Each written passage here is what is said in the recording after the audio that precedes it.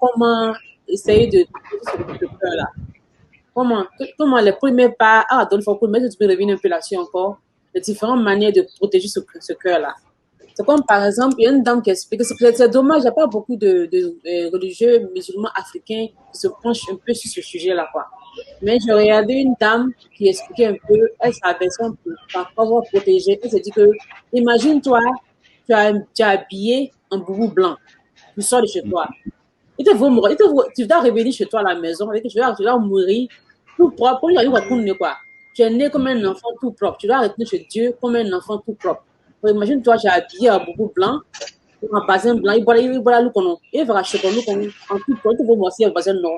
Il faut ramener qu'est. Elle a posé comme Voilà. question.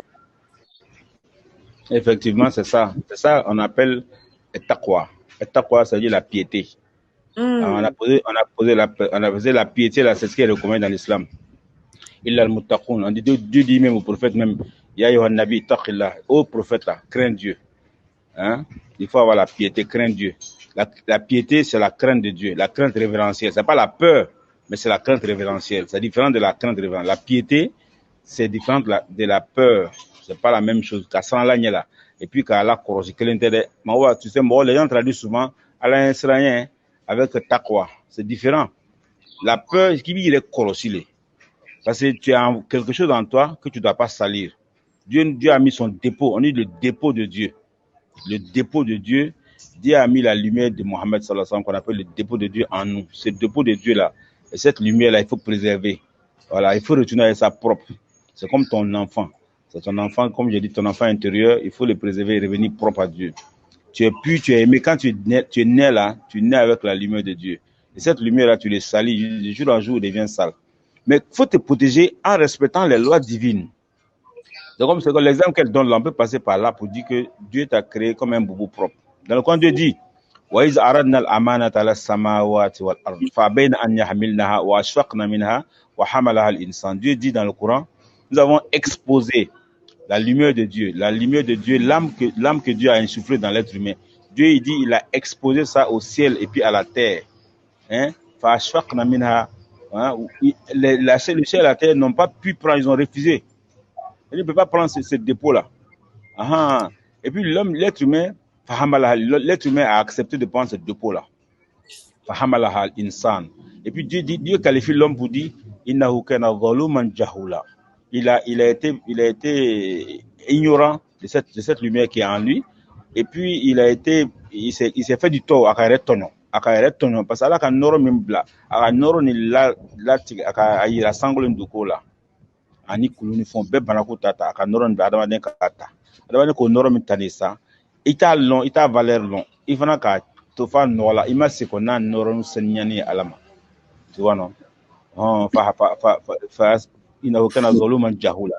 Donc tu es né avec cette pureté là. Quand tu deviens grand, c'est pourquoi le prophète sallallahu alayhi wa sallam dit, il dit kullu mauludin yulad ala fitra. Tous les nouveaux-nés sont nés avec la prédisposition d'être un saint. Quand tu nais là, tu es pur. Mais ce sont ton père et ta mère te rendent chrétien ou bien juif. C'est un symbole. C'est pas ton père et ta mère seulement. La nature dans laquelle tu te trouves, la vie dans laquelle, le milieu dans lequel tu te trouves, les pauvretés, la haine, la jalousie, la télévision, la vie te rend. Toi, tu te perds, tu oublies ta raison fondamentale, tu oublies que je dois revenir avec cette lumière-là, mais tu dois revenir avec conscience. Cette lumière-là, tu l'as salie dans le cheminement dans la vie ici. Donc, c'est ça qui fait, il faut purifier ce cœur. Mais en purifiant ce cœur, comment tu vas faire? Tu vas te préserver avec les lois divines. Tu vas te contrôler.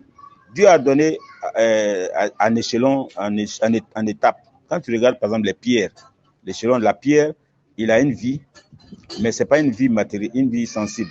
Les herbes, ils ont une vie. Ce n'est pas une vie sensible. Les animaux, ils ont une vie.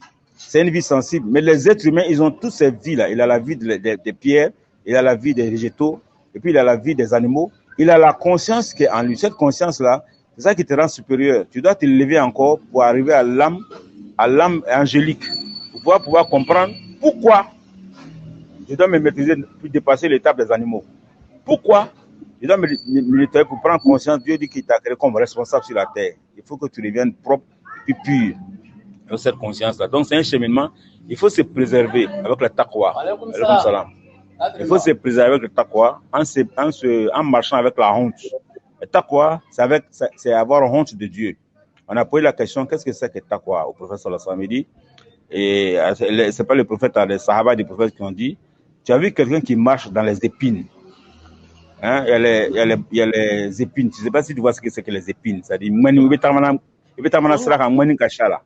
mani ka sara kan ni bɛ taama i t'a fɛ mani piqué i b'a kɛ cogo di i b'i sen la yɔrɔ kɔrɔsi donc i b'i sen la yɔrɔ min na i b'i yɛrɛ kɔrɔsi mani k'i piqué ni k'i sen na mani b'i piqué donc i b'i sen susura i bɛ taama cogo min na k'i yɛrɛ kɔrɔsi jɛnɛya la k'i yɛrɛ kɔrɔsi mɔgɔkɔrɔfɔ la k'i yɛrɛ kɔrɔsi hami la k'i yɛrɛ kɔrɔsi dusukasi la k'i yɛrɛ kɔrɔsi